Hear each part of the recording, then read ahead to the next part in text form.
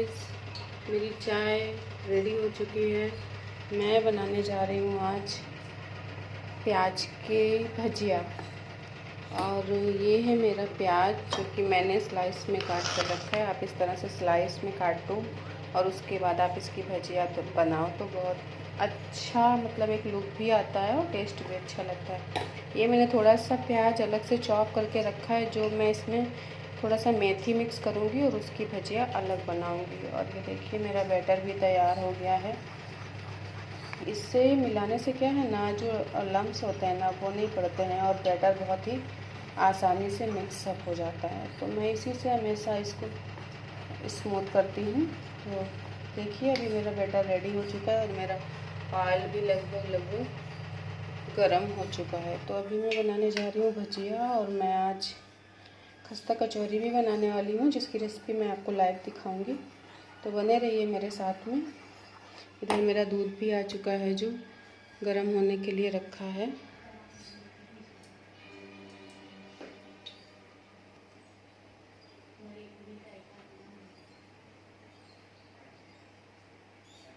देखिए कितना अच्छा लुक आया है भजिया का। और ये मेरी भजिया रेडी हो चुकी है। बहुत ही देखने में अच्छी लगती है और खाने में बहुत ही टेस्टी। मैंने इसमें थोड़ा सा जीरा डाला था, करी लीव्स डाली थी, थोड़ा सा नमक डाला था मैंने इसमें, और बस थोड़ी सी हींग डाली थी, और बस उसी से मैंने ये भजिया रेडी किया। और ये देखिए मेरे मेथी और प्याज के भजिया भी रेडी हो चुके हैं। तो चलिए चाय पीते हैं। Let's go. So hi guys, I just take a shower and मैं आज आपको दिखाती हूँ कि मैं खस्ता कचौरी कैसे बनाती हूँ, क्योंकि मैंने आप लोगों से प्रॉमिस किया था कि आज मैं आप लोगों को लाइव दिखाऊंगी कि मैं खस्ता कचौरी कैसे बनाती हूँ। तो जस्ट मैंने अभी नहाया है और अभी 11 o'clock हुआ है। तो आज मैं आपको दिखाती हूँ कि खस्ता कचौरी कैसे बनाते हैं। तो चलिए देखते हैं।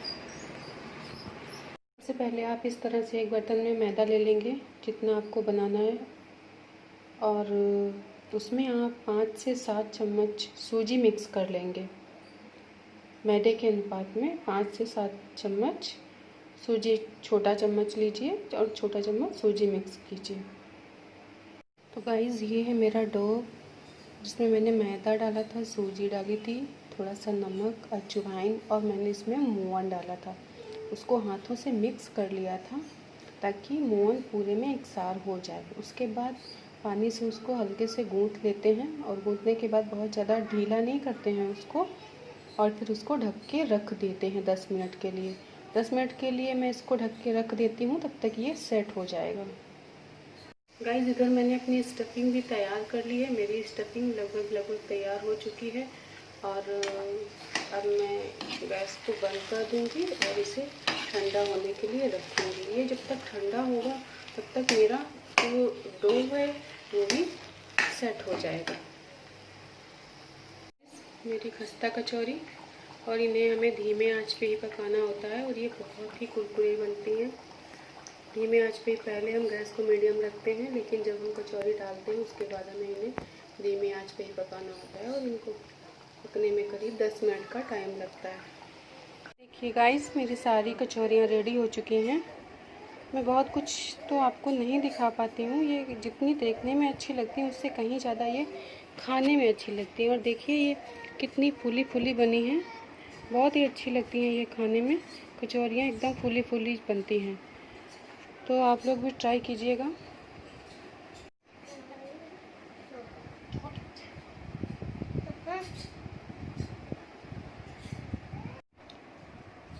हेलो गाइस, सारा कुछ तो पॉसिबल नहीं होता है दिखाना, क्योंकि आप लोग को पता है कि मेरा एक छोटा बेटा भी है, तो मुझे उसको भी देखना पड़ता है। तो उतना कुछ करने के दौरान मुझे कितनी बार जा के उसको देखना पड़ता है, तो सारा कुछ लाइव दिखाना पॉसिबल नहीं होता है। फिर भी मैं कोशिश करती हूँ।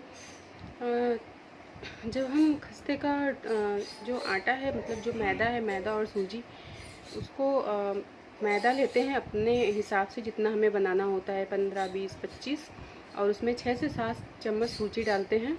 उसके बाद में थोड़ा सा अजवाइन और थोड़ा नमक, उसके बाद में हम उसमें मोवन के लिए ऑयल डालते हैं, जो कि मैं रिफाइंड ऑयल यूज़ करती हूँ। तो मैंने उसको उसमें डाला और मैंने उसको एकदम अच्छे से मिक्स कर लेते हैं, ताकि पूरा अच्छे से मिक्स हो जाए, हाथ से रगड़ रगड़ के, और कहीं भी लम्स ना रहें। तो मतलब बहुत अच्छी खस्ता कचौरी बनती है।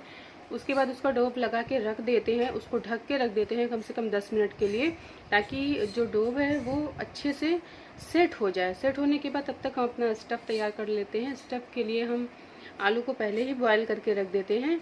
आलू बॉयल करके रखने के बाद हमारे पास जो भी मटेरियल है, लहसुन है, प्याज, हरी मिर्च, हरी धनिया, अदरक, ये सारा कुछ सबसे पहले ऑयल गरम करते हैं, उसमें जीरा डालते हैं।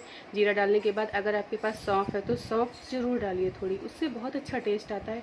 टेस्ट भी आता है और मतलब उसका फ्लेवर बहुत अच्छा लगता है। तो वो सारा कुछ बारीक चॉप करने के बाद आप उसमें डालिए। डालने के बाद आप उसमें हल्दी पाउडर, थोड़ा गरम मसाला, धनिया पाउडर, और अगर आपके पास चाट मसाला है तो थोड़ा सा चाट मसाला पाउडर। तो वो सारा मिक्स करने के बाद हम अपना स्टफ़ उसमें डाल देते हैं, और नमक स्वादानुसार, क्योंकि हमने डो में भी नमक डाला था, तो उस हिसाब से हमें स्टफ़ में नमक डालना होता है, तो हम उसमें नमक डालते हैं। और सारा कुछ मिक्स करके डो को तैयार करके अलग रख लेते हैं। जिस तरह से हम कचौरी का भरावन बनाते हैं, या जैसे हम समोसे का भरावन बनाते हैं, उसी तरह से ही हम खस्ता कचौरी का भरावन बनाते हैं। तो उसको तैयार करने के बाद तो जब तक हम ये अपना काम करते हैं, तब तक हमारा डो सेट हो जाता है। डो सेट होने के बाद में जो है कचौरी का लोई बराबर साइज में काट लेते हैं। काटने के बाद में उसको बेल लेते हैं। जैसे हम आलू कचौरी के लिए लोई को बेलते हैं, उसी हिसाब से उसको भी बेल लेते हैं।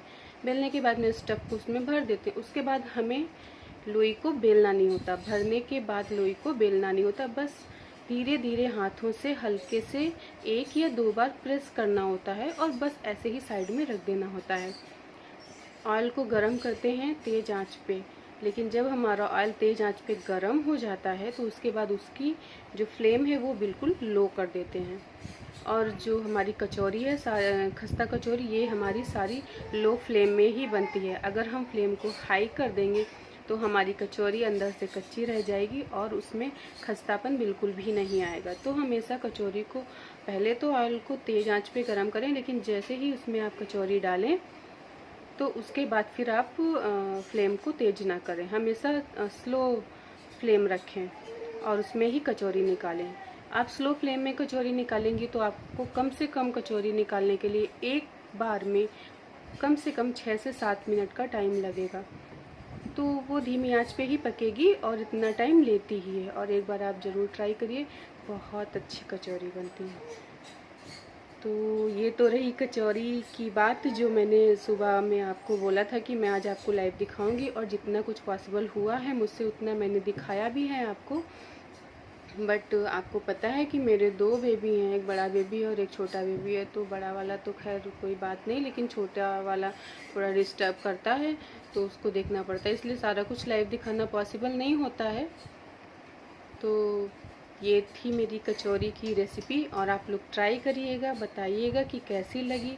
अगर अच्छी लगी हो तो वीडियो को लाइक कीजिएगा, शेयर कीजिएगा, और चैनल को सब्सक्राइब कीजिएगा। जो लोग मुझे जानते हैं पहले से, उन्हें पता है कि मेरे 2 बेबीज़ हैं, तो उस तरह से मैं अपने काम को मैनेज करती हूँ, और कोशिश करती हूँ कि आप लोगों को ज़्यादा से ज़्यादा मटेरियल मतलब दे पाऊँ, ज़्यादा से ज़्यादा दिखा पाऊँ वीडियोस।